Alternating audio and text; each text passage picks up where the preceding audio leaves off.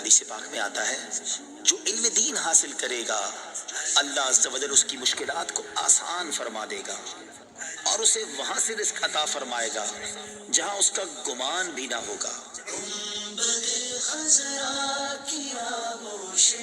سکون کے واسطے علم و عرفان ہمیں یا رب سکھا دے راستے۔ بسم اللہ الرحمن الرحیم۔ الحمد للہ عز وجل۔ ہم نور الایضاح پڑھ رہے ہیں۔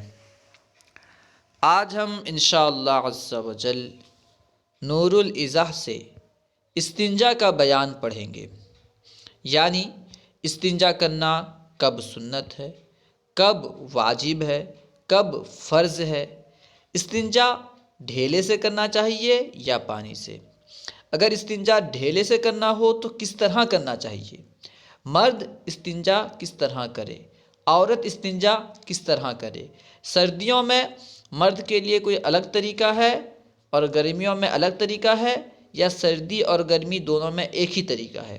انشاءاللہ عز و جل ان کے علاوہ اور بھی بہت سارے مسائل پڑھیں گے، تو آئیے شروع کرتے ہیں۔ فصل فی الاستنجاء، یہ فصل ہے استنجا کے بیان میں۔ لفظ استنجا باب استفعال کا مصدر ہے، اس کے حروف اصلیہ نون جیم واو ہیں، یعنی یہ نجون سے بنا ہے، اور نجون کا معنی پیر سے نکلنے والی نجاست، یعنی جو نجاست پیر سے نکلتی ہے اسے نجون کہتے ہیں، اور اس نجاست کو دور کرنے کے لیے استنجا کا لفظ استعمال ہوتا ہے، اس نجاست کو دور کرنا استنجا کہلاتا ہے۔ فصل فی الاستنجاء، یہ فصل ہے استنجا کے بیان میں، یعنی نجاست کو دور کرنے کے بیان میں، نجاست سے پاکی حاصل کرنے کے بیان میں۔ یلزم الرجل الاستبراء حتی یزول اثر البول ویطمئن قلبہ علی حسب عادتہ۔ یلزم الرجل، مرد پر لازم ہے، کیا لازم ہے؟ الاستبراء، مرد پر استبراء لازم ہے، حتی یہاں تک کہ یزول اثر البول، یہاں تک کہ پیشاب کا اثر ختم ہو جائے، یہاں تک کہ پیشاب کا اثر زائل ہو جائے۔ وَيَطْمَئِنَّ قَلْبُهُ عَلَى حَسْبِ عَادَتِهِ، اور عادت کے مطابق اس کا دل مطمئن ہو جائے، وَيَطْمَئِنَّ قَلْبُهُ، اور اس کا دل مطمئن ہو جائے، عَلَى حَسْبِ عَادَتِهِ، عادت کے مطابق۔ پہلے تو آپ یہ سمجھیں کہ استبرا کسے کہتے ہیں۔ بعض مرد ایسے ہوتے ہیں کہ پیشاب کے بعد چند قطرے رہ جاتے ہیں، ان قطروں کو نکالنے کے لیے جو کام کیا جائے اسے استبرا کہتے ہیں۔ پیشاب کے بعد جو قطرے رہ جاتے ہیں انہیں نکالنے کے لیے جو کام کیا جائے، جو فعل کیا جائے، اسے استبرا کہتے ہیں۔ مرد پر لازم ہے کہ وہ استبرا کرے یہاں تک کہ پیشاب کا اثر ختم ہو جائے اور عادت کے مطابق اس کا دل مطمئن ہو جائے۔ یہ ہر مرد پر لازم نہیں ہے، بلکہ اس مرد پر لازم ہے جس کو احتمال ہو، جس کو اندیشہ ہو کہ پیشاب کا قطرہ رک گیا ہے، رہ گیا ہے۔ عام طور پر جس کا پیشاب کا قطرہ رہتا ہو، رہ جاتا ہو، بعد میں نکلتا ہو، اس پر لازم ہے کہ وہ استبرا کرے، اس کے بعد وضو کرے۔ اگر کسی کا پیشاب کا قطرہ نہیں رکتا تو اس کے لیے استبرا ضروری نہیں۔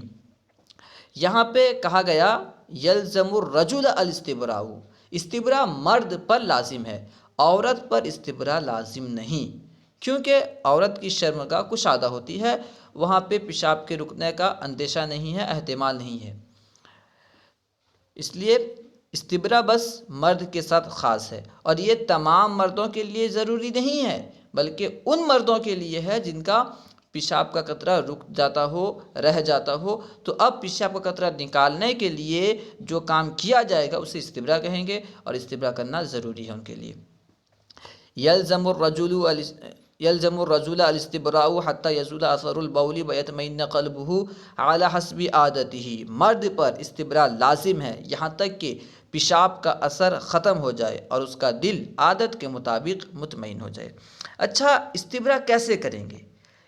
استبراء کے طریقے کیا ہیں اس کو بیان کر رہے ہیں۔ اما بالمشی، یا تو چل کے، یا تو چلنے کے ذریعے پیشاب کے جو قطرے رکے ہوئے ہیں وہ نکل آئیں گے، یا تو استبراء چلنے سے ہوگا، او التنحنحی، یا کھنکاننے سے ہوگا، او الاضطجاعی، یا کروٹ کے بل لیٹنے سے ہوگا، او غیرہ، یا اس کے علاوہ کسی دوسرے طریقے سے ہوگا۔ جس طریقے سے پیشاب کا قطرہ نکلے وہ استبراء ہے، چاہے چلنے کے ذریعے ہو، یا کھنکاننے کے ذریعے ہو، یا کروٹ میں لیٹنے سے ہو، جس طرح بھی پیشاب کا قطرہ نکلے گا وہ استبراء ہے، اور اس طرح کرنا مرد کے لیے ضروری ہوگا۔ ہر ایک کی عادت الگ الگ ہوتی ہوگی، کوئی چلتا ہوگا تو پیشاب کے قطرے نکل جاتے ہوں گے، کوئی کھکارتا ہوگا تو پیشاب کے قطرے نکل جاتے ہوں گے۔ جس کا جو طریقہ ہے اس کے لیے ضروری ہے کہ وہ اس طرح پیشاب کے قطرے پہلے نکالے جو رکے ہوئے ہیں، اس کے بعد وضو کرے۔ علماء نے فرمایا ہے کہ چلنے کے بارے میں اگر 40 قدم بندہ چلتا ہے تو عام طور پر جو بھی قطرے ہوتے ہیں وہ ٹپک جاتے ہیں، نکل جاتے ہیں، لیکن 40 قدم چلنا ضروری نہیں ہے اور یہ کافی بھی نہیں ہے۔ ضروری نہیں ہے مطلب یہ کہ اگر اسے کم سے ہو جائے، اگر اسے کم سے پیشاب کے قطرے نکل جائیں، ٹپک جائیں، تو اب 40 قدم چلنا ضروری نہیں ہے۔ لیکن اگر کوئی بندہ 40 قدم چلتا ہے پھر بھی پیشاب کے قطرے نہیں نکلتے تو اب ضروری ہے کہ کسی طرح ایسا کام کرے جسے پیشاب کے قطرے ٹپک جائیں، ٹھیک ہے؟ خیر، ولا يجوز له الشروع في الوضوء حتى يطمئن بزوال رشح البول، لا يجوز له، اس کے لیے جائز نہیں ہے، یعنی اس بندے کے لیے جائز نہیں ہے جس کا پیشاب کا قطرہ رکتا ہو، رہ جاتا ہو۔ کیا جائز نہیں ہے؟ الشروع فی الوضوء، وضو میں شروع ہونا، یعنی وضو شروع کرنا اس کے لیے جائز نہیں ہے۔ کب تک جائز نہیں ہے؟ حتی یطمئن بزوال رشح البول، یہاں تک کہ پیشاب کے ٹپکنے کے ختم ہونے سے اطمینان ہو جائے، یعنی وہ اس بات پر اطمینان ہو جائے کہ پیشاب کا قطرہ جو ہے یہ ختم ہو گیا ہے، پیشاب کا ٹپکنا ختم ہو گیا ہے، اب پیشاب نہیں ٹپکے گا، تب وہ وضو شروع کر سکتا ہے۔ ولا يجوز له الشروع في الوضوء حتى يطمئن بزوال رشح البول، اور اس کے لیے وضو میں شروع ہونا یعنی وضو شروع کرنا جائز نہیں ہے یہاں تک کہ اس کا دل پیشاب کے ٹپکنے کے ختم ہونے سے مطمئن ہو جائے۔ والاستنجاء سنۃ من نجس یخرج من السبیلین ما لم یتجاوز المخرج، اس کے بعد المخرج کا لفظ ہے۔ استنجا سنت ہے، استنجا سنت بھی ہے، واجب بھی ہے اور فرض بھی ہے۔ پہلے سن لے کہ سنت کب ہے۔ استنجا سنت تب ہے جب کہ نجاست مخرج سے تجاوز نہ کی ہو، یعنی جو نجاست نکلنے کی جگہ ہے اگر نجاست اس کے ارد گرد میں نہ لگی ہو، مخرج سے تجاوز نہ کی ہو تو اب استنجا کرنا سنت ہے۔ اگر نجاست مخرج سے تجاوز کر گئی ہے اور تجاوز کرنے کی مقدار 1 درہم کے برابر ہے، یعنی مخرج سے 1 درہم کی مقدار تک تجاوز کر گئی ہے تو اب استنجا کرنا واجب ہے۔ اگر نجاست مخرج سے 1 درہم سے زیادہ تجاوز کر گئی ہے تو اب استنجا کرنا فرض ہے۔ اگر مخرج سے نجاست تجاوز نہ کی ہو تو استنجا کرنا سنت، اگر مخرج سے 1 درہم کے برابر تجاوز کی ہو تو استنجا کرنا واجب، اگر مخرج سے 1 درہم سے زیادہ تجاوز کر گئی ہو تو اب استنجا کرنا فرض ہے۔ 1 درہم کے برابر سے مراد کیا ہے؟ اگر نجاست خشک ہو، جسم والی نجاست ہو، ایسی نجاست ہو جس کا جسم ہو، جیسے گوبر وغیرہ، ٹھیک ہے، جیسے، تو اب یہاں پہ گوبر وغیرہ ہو یعنی جسم والی نجاست ہے تو اس میں درہم سے مراد وزن ہے، درہم کا جو وزن ہے اس اعتبار سے ہم اس کا اعتبار کریں گے۔ اگر نجاست جسم والی نہیں ہے تو پھر درہم کی جو پیمائش ہوتی ہے یعنی چوڑائی جو ہوتی ہے، درہم جتنا بڑا ہوتا ہے اتنا ہم مانیں گے کہ اگر اتنی جگہ تک نجاست پھیل جائے تو ہم مانیں گے کہ یہ درہم کے برابر پھیل گئی ہے، ٹھیک ہے نا۔ خیر اب دیکھیے، والاستنجاء سنت من نجس یخرج من السبیلین ما لم یتجاوز المخرج، اور استنجا سنت ہے ایسی نجاست سے جو سبیلین سے نکلے، ما لم یتجاوز المخرج، اور یہاں تک کہ مخرج سے آگے نہ بڑھا ہو، مخرج سے تجاوز نہ کیا ہو۔ والاستنجاء سنت، اور استنجا سنت ہے، من نجس یخرج من السبیلین ما لم یتجاوز المخرج، استنجا اس نجاست سے سنت ہے جو دو راستے، سبیلن یعنی جو نکلنے کے جو دو راستے ہیں، دو راستے سے ایک سے نکلے اور نکلنے کی جگہ سے تجاوز نہ کرے، تو اب استنجا کرنا سنت ہے۔ اس کے آگے بیان کر رہے ہیں کہ استنجا کرنا کب واجب ہے کب فرض ہے، آگے بیان کریں گے۔ وَإِن تَجَاوَزَ وَكَانَ قَدْرَ الدِّرْهَمِ وَجَبَ إِزَالَتُهُ، وَإِن تَجَاوَزَ، اگر نجاست تجاوز کر جائے، مخرج سے اگر نجاست تجاوز کر جائے، آگے نکل جائے، آگے بڑھ جائے، کتنا بڑھ جائے؟ وَكَانَ قَدْرَ الدِّرْهَمِ، اور کتنا تجاوز کرے؟ 1 درہم کے برابر، 1 درہم کے مقدار تجاوز کر جائے، وجب ازالتہ بالماء، تو پانی سے اس کا دھونا، اسے ختم کرنا، اسے زائل کرنا واجب ہے۔ وَإِن تَجَاوَزَ وَكَانَ قَدْرَ الدِّرْهَمِ وَجَبَ إِزَالَتُهُ بِالْمَاءِ، اور اگر نجاست تجاوز کر جائے اور 1 درہم کے مقدار ہو، یعنی 1 درہم کی مقدار تجاوز کر جائے، وَجَبَ إِزَالَتُهُ بالماء، تو پانی سے اس کو دور کرنا، اسے زائل کرنا واجب ہے۔ وَإِنْ زَادَ عَلَى الدِّرْهَمِ، اگر 1 درہم سے زائد ہو، یعنی نجاست تجاوز کر جائے اور 1 درہم سے زائد ہو، جو تجاوز کر رہی ہے نجاست یہ 1 درہم سے زائد ہو، مخرج سے 1 درہم سے زائد تجاوز کر جائے، افترضا، تو پھر اس کو پانی سے دھونا فرض ہے۔ افترضا یعنی پانی سے دھونا اس کا فرض ہے۔ افترضا ازالتہ بالماء، یعنی اسے پانی سے دور کرنا فرض ہے۔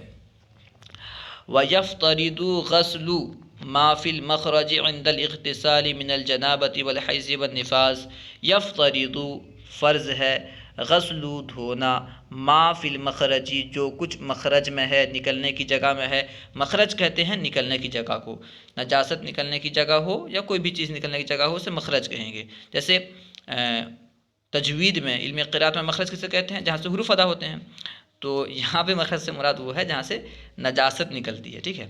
خیر، یفترض غسل ما فی المخرج عند الاغتسال من الجنابۃ والحیض والنفاس، فرض ہے اسے دھونا جو مخرج میں ہو، عند الاغتسال غسل کے وقت، من الجنابۃ کس کے غسل کے وقت؟ یعنی جنابت سے غسل ہو، چاہے حیض سے غسل ہو یا نفاس سے غسل ہو، جنابت، حیض اور نفاس سے غسل کے وقت جو کچھ مخرج میں ہے اسے دھونا فرض ہے، یعنی جو نجاست مخرج میں ہے اسے دھونا فرض ہے۔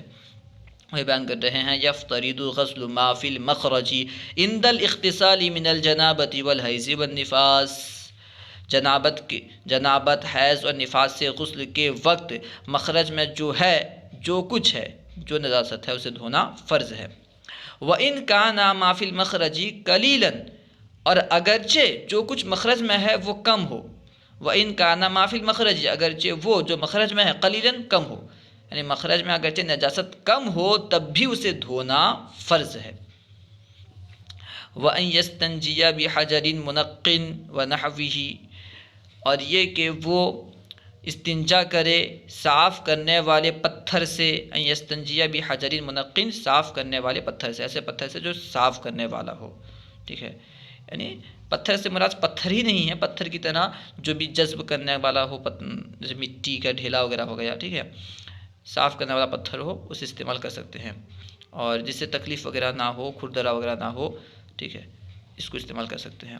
وَإِنْ يَسْتَنْجِيَ بِحَجَرٍ مُنَقٍّ وَنَحْوِهِ، اور یہ کہ وہ استنجا کرے صاف کرنے والے پتھر یا اسی کی طرح کسی دوسری چیز سے۔ وَالْغَسْلُ بِالْمَاءِ أَحَبُّ، وَالْغَسْلُ بِالْمَاءِ اور پانی سے دھونا، أَحَبُّ زیادہ پسندیدہ ہے۔ پتھر سے استنجا کر سکتے لیکن پانی سے دھو لینا یہ زیادہ پسندیدہ ہے، زیادہ محبوب ہے۔ وَالْغَسْلُ بِالْمَاءِ أَحَبُّ، اور پانی سے دھونا زیادہ پسندیدہ ہے، محبوب ترین ہے۔ وَالْأَفْضَلُ الْجَمْعُ بَيْنَ الْمَاءِ وَالْحَجَرِ، اور افضل یہ ہے کہ پانی اور پتھر کو جمع کرے، یعنی پانی اور پتھر کو جمع کرنا افضل ہے۔ جمع کرنے سے مراد کیا ہے؟ یعنی پتھر سے بھی مسح کرے، پتھر سے بھی استنجا کرے اور پانی سے بھی استنجا کرے۔ پانی پتھر دونوں کو جمع کرنے کا یہ مطلب ہے۔ جمع کرنے کا یہ مطلب نہیں کہ پتھر ہو وہاں پہ پانی ڈال دیں، یہ مطلب نہیں ہے، یعنی دونوں سے استنجا کرے، یہ مطلب ہے، ٹھیک ہے۔ والافضل الجمع بین الماء والحجر، اور افضل یہ ہے کہ پانی اور پتھر کو جمع کریں، پانی اور پتھر کو جمع کرنا افضل ہے۔ اچھا، پانی پتھر کو جمع کریں گے تو پہلے کون سا استعمال کریں گے؟ پہلے پانی استعمال کریں گے یا پہلے پتھر استعمال کریں گے؟ اس کے بارے میں وضاحت کر رہے ہیں فَيَمْسَحُ ثُمَّ يَغْسِلُ، تو مسح کرے پھر غسل کرے، یعنی پھر دھوئے۔ پہلے پتھر سے مسح کرے، پہلے پتھر استعمال کرے پھر پانی استعمال کرے۔ والافضل الجمع بین الماء والحجر، افضل پانی اور پتھر کو جمع کرنا ہے۔ فیمسح ثم یغسل، تو وہ مسح کرے پھر دھوئے، یعنی پہلے پتھر استعمال کرے پھر پانی استعمال کرے۔ ویجوز ان یقتصر علی الماء او الحجر، اور جائز ہے اس کے لیے، کیا جائز ہے؟ ان یقتصر، کہ وہ اکتفا کرے، ان یقتصر کہ وہ اکتفا کرے، اختصار کرے، کس پر؟ علی الماء، پانی پر، او الحجر یا پتھر پر، یعنی صرف پانی پر یا صرف پتھر پر اکتفا کرنا جائز ہے۔ اگر کوئی بندہ صرف پتھر سے استنجا کرتا ہے، پتھر سے نجاست دور کرتا ہے، یا صرف پانی سے نجاست دور کرتا ہے، دونوں جائز ہے، دونوں درست ہے، دونوں صحیح ہے۔ وَيَجُوزُ أَن يَقْتَصِرَ عَلَى الْمَاءِ أَوِ الْحَجَرِ، اور پانی اور پتھر سے، پتھر پر اکتفا کرنا، پانی یا پتھر پر اکتفا کرنا جائز ہے۔ وَالسُّنَّةُ إِنْقَاءُ الْمَحَلِ، اور سنت کیا ہے؟ محل کو صاف کرنا، انقاء معنی صاف کرنا، محل یعنی نجاست کی جگہ۔ وَالسُّنَّةُ إِنْقَاءُ الْمَحَلِ، سنت محل کو صاف کرنا ہے۔ وَالْعَدَدُ فِي الْأَحْجَارِ مَنْدُوبٌ، اور پتھر میں جو تعداد ہے یہ مستحب ہے۔ پتھر کے بارے میں کہا گیا ہے کہ طاق عدد پتھر استعمال کیے جائیں، ٹھیک ہے، یعنی 3 پتھر ہوں، 5 پتھر ہوں، اس طرح استعمال کیا جائیں۔ یعنی حدیث پاک میں ہے کہ اس کا مفہوم یہ ہے کہ اللہ سبحانہ و تعالی طاق ہے، وطر ہے، اور وہ وطر کو پسند کرتا ہے۔ کوئی بھی کام ہو اس میں وطر کرنا چاہیے، ٹھیک ہے، 3، 5، 7، 9، اللہ تعالیٰ وطر ہے، وطر کو پسند کرتا ہے۔ خیر، وَسُنَّةُ إِنْقَاءُ الْمَحَلِ، سنت محل کو صاف کرنا ہے، محل کو پاک کرنا ہے۔ وَالْعَدَدُ فِي الْأَحْجَارِ مَنْدُوبٌ، اور پتھر میں تعداد مستحب ہے، مندوب یعنی مستحب ہے۔ وَلَا سُنَّةٌ مُؤَكَّدَةٌ، سنت مؤکدہ نہیں ہے، 3 پتھر استعمال کرنا سنت مؤکدہ نہیں ہے، مستحب ہے، تعداد مستحب ہے۔ فَيَسْتَنْجِي بِثَلَاثَةِ أَحْجَارٍ نُدْبًا إِنْ حَصَلَ التَّنْظِيفُ بِدُونِهَا، تو وہ استنجا کرے 3 پتھر سے۔ فَيَسْتَنْجِي بِثَلَاثَةِ أَحْجَارٍ، تو وہ 3 پتھر سے استنجا کرے، نُدْبًا مستحب کے طور پر، ان حصلت تنظیف، اگر پاکی حاصل ہو جائے، بدونہا اس سے کم سے، اگر پاکی 3 پتھر سے کم سے حاصل ہو جائے، 3 پتھر سے کم استعمال کرنے میں اگر پاکی حاصل ہو جائے تو مستحب کے طور پر، مستحباً، ندبن یعنی استحباب کے طور پر وہ 3 پتھر استعمال کرے، 3 پتھر سے استنجا کرے۔ فَيَسْتَنْجِي بِثَلَاثَةِ أَحْجَارٍ نُدْبًا إِنْ حَصَلَ التَّنْظِيفُ بِدُونِهَا، تو وہ 3 پتھر سے استحبابی طور پر استنجا کرے اگر اس سے کم سے یعنی پاکی حاصل ہو جائے، نظافت حاصل ہو جائے۔ وَكَيْفِيَّةُ الاستنجاء، یہاں سے استنجا کس طرح کرنا ہے، نجاست کو کس طرح دور کرنا ہے، اس کا طریقہ بیان کر رہے ہیں۔ وَكَيْفِيَّةُ الاستنجاء، اور استنجا کی کیفیت، استنجا کا طریقہ۔ أَن يَمْسَحَ بِالْحَجَرِ الْأَوَّلِ مِنْ جِهَةِ الْمُقَدَّمِ إِلَى خَلْفٍ۔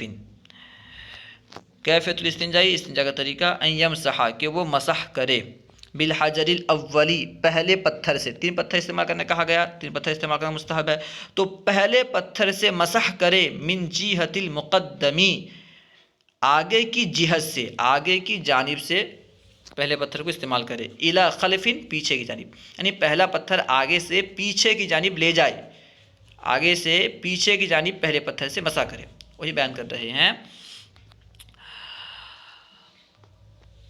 ان یمسح بالحجر الاول من الجہت المقدم الی خلف، استنجا کا طریقہ یہ ہے کہ پہلے پتھر سے آگے سے پیچھے کی جانب لے جائے، پیچھے کی جانب مسح کرے، وبالثانی اور دوسرے پتھر سے من خلف الی قدام پیچھے سے آگے کی جانب مسح کرے، پہلے پتھر سے آگے سے پیچھے کی جانب مسح کرے، دوسرے پتھر سے پیچھے سے آگے کی جانب مسح کرے۔ وبثانی، ثانی سے مراد بالحجر الثانی، یعنی دوسرے پتھر سے، من خلف الی قدام، پیچھے سے آگے کی جانب مسح کرے۔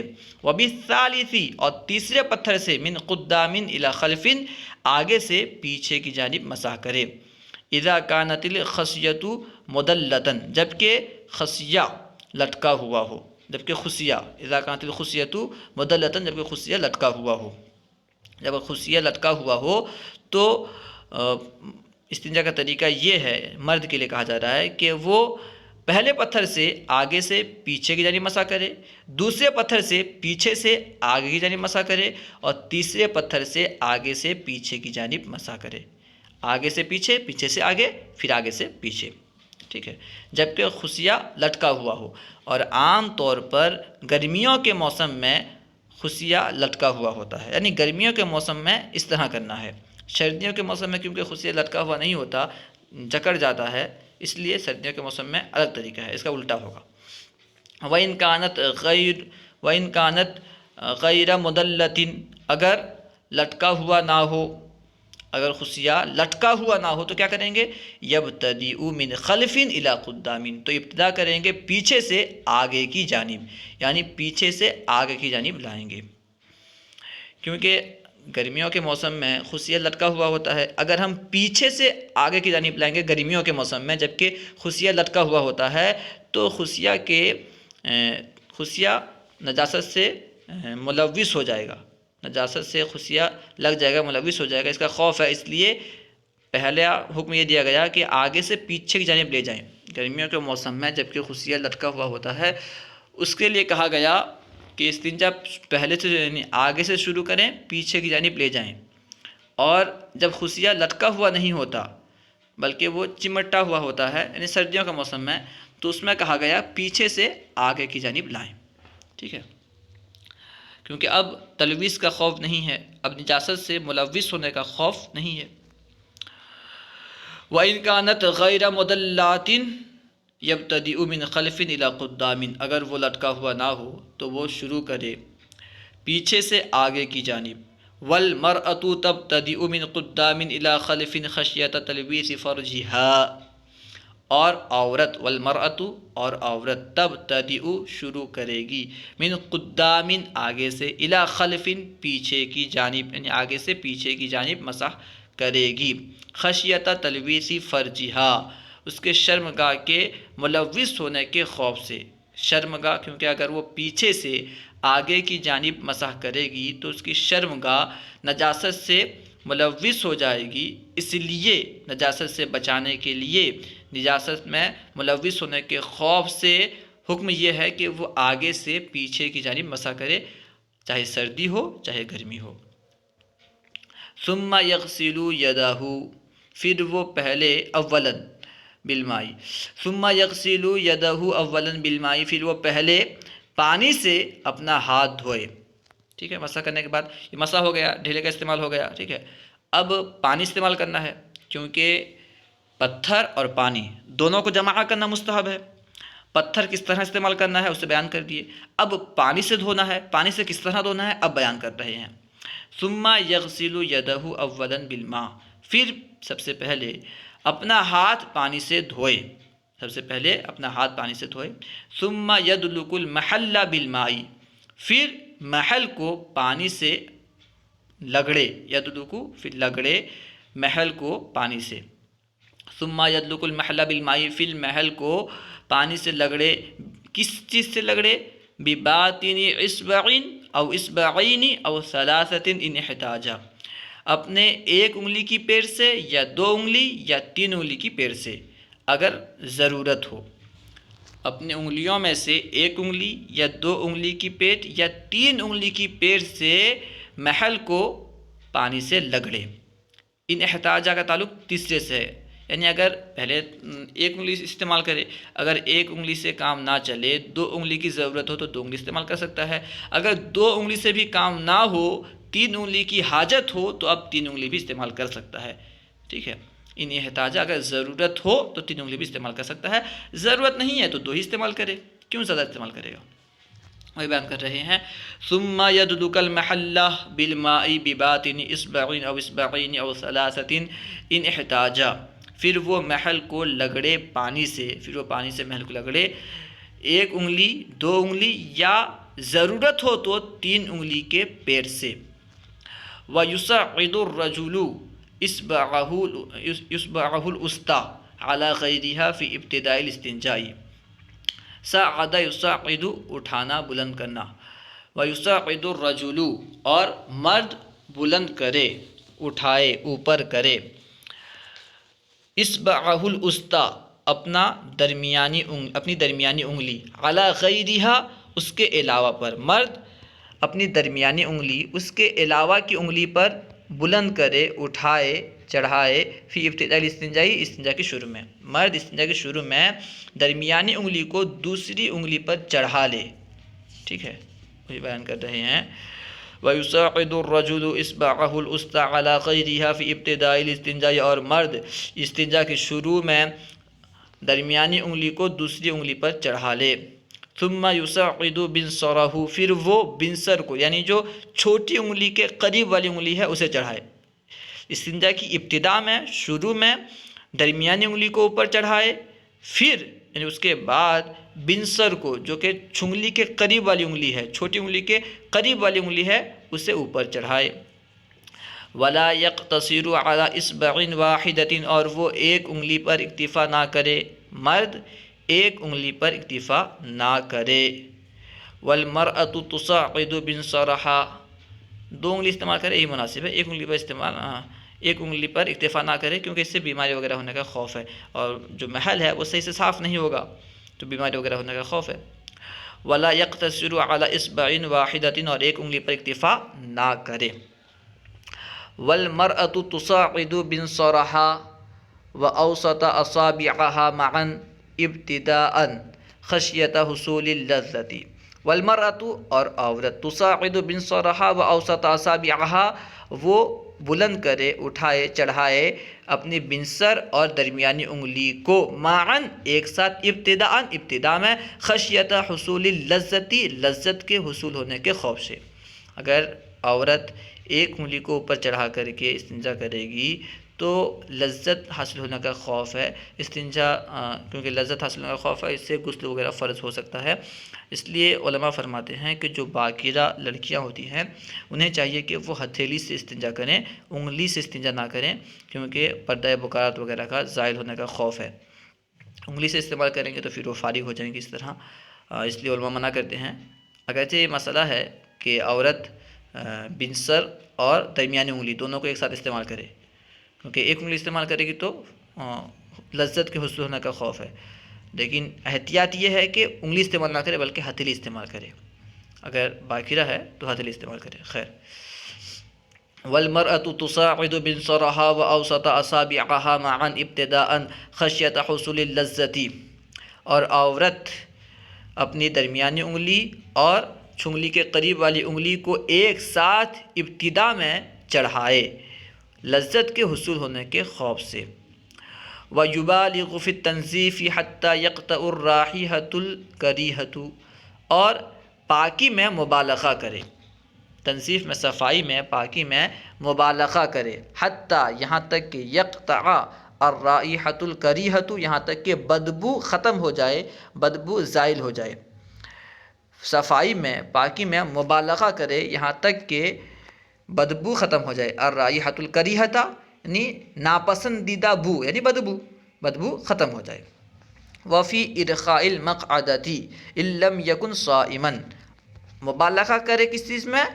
صفائی میں، یہاں تک کہ بدبو ختم ہو جائے، اور مقعد کو ڈھیلا کرنے میں، ارخاء المقعدۃ، مقعد کو ڈھیلا کرنے میں، یبالغ فی تنظیف، یبالغ فی ارخاء المقعدۃ، ٹھیک ہے، مبالغہ کرے پاکی میں اور مبالغہ کرے مقعد کو ڈھیلا کرنے میں، علم مطلقا نہیں، علم یکن صائما، اگر وہ روزے دار نہ ہو تو مقعد کو ڈھیلا کرنے میں مبالغہ کرے، یعنی خوب ڈھیلا کر کے بیٹھے، اگر روزے دار ہے تو اسے ڈھیلا کرنے کی اجازت نہیں ہے، کیونکہ ڈھیلا کرے گا تو پھر پانی اندر جانے کا خوف ہے، اس سے روزہ وغیرہ ٹوٹ سکتا ہے، ٹھیک ہے.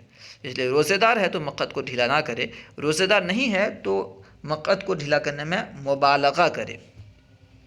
فَإِذَا فَرَغَ تو جب وہ فارغ ہو جائے، غسل یدہ ثانیاً دوسری مرتبہ اپنا ہاتھ دھوئے، شروع میں ایک مرتبہ ہاتھ دھویا تھا پھر دوسری مرتبہ اپنا ہاتھ دھوئے.